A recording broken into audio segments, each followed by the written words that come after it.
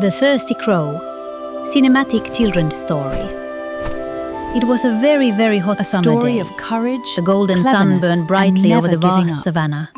The grass was dry, the trees were still, and almost every little waterhole had disappeared.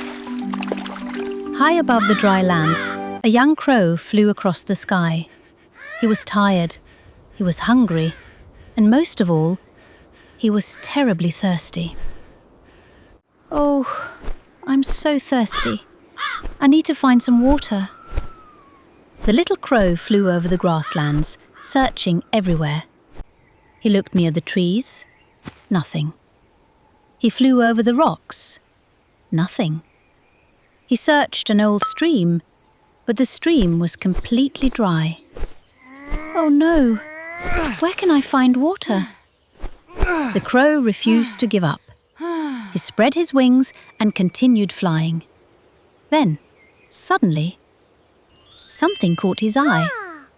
Down below, near an old tree, was a large clay pot. A pot? Maybe there is water inside. The crow quickly flew down and landed beside it. He looked inside, and there it was, a little bit of water at the very bottom of the pot. Water! Yes!